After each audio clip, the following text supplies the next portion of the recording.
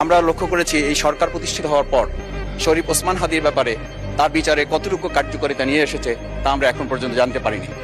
আমার মনে হয় আমরা সংবিধান নিয়ে ঘাটাঘাটি করতে করতে যদি সংবিধানই আমাদের রক্ষা করতে পারত, তাহলে সংবিধান আমাদেরকে বলে দিত যে আমাদের সেদিন বালু ট্রাক সরানোর ক্ষেত্রে সংবিধানের পৃষ্ঠা আমাদেরকে খুঁজতে হতো।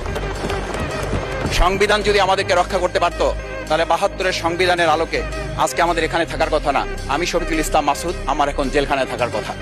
সংবিধান যদি মানতে হতো, তাহলে আমাদের মাননীয় প্রধানমন্ত্রী বাংলাদেশে থাকার কথা না, অন্য দেশের বাইরে থাকার কথা। সংবিধান মানতে হলে বর্তমান স্বরাষ্ট্রমন্ত্রীর এখন দেশের বাইরে থাকার কথা ছিল।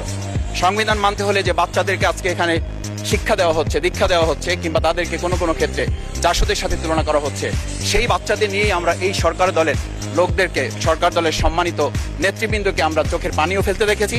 আবার কাউকে কাউকে কথা বলতেও শুনেছি যে এই সমস্ত বাচ্চাদের, আমরা তাদের শিক্ষার্থীদের আন্দোলনের সাথে আমাদের কোনো সম্পর্ক ছিল না। 14 দল মিটিং করে বলেছিল এই জামাত শিবিরে হচ্ছে সবচেয়ে বড় সমস্যা, তাদেরকে নিষিদ্ধ করলে এই আন্দোলন থেমে যাবে। আজ একটা কথা পরিষ্কার বলতে চাই, এই গণবিপ্লবটি আমাদের মাথা ব্যথার মূল কারণ হচ্ছে এখানেই। শেখ হাসিনা আমাদেরকে যথার্থ টার্গেটটা করেছিল, সেই টার্গেটের মূল লক্ষ্য ছিলাম আমরা। আমাদেরকে বলা হয়েছিল একটা গুলি করলে একটা সরে বাকিগুলো লড়ে না, সেই লড়ে না লোকগুলো ছিলাম আমরা, মাননীয় স্পিকার। যার কারণে আমাদেরকে তারা ভয় পায়। আবার যদি গণভোট জুলাই সনদ নিয়ে এই জাতির সাথে প্রতারণা করা হয়, তাহলে মূল্য দিতে হবে শুধু নয়, আবার আমাদেরকে 17 বছরের সেই জেল জুলুম, নিপীড়ন, গুম খুনের জায়গায় আমাদেরকে ফিরে যেতে হবে।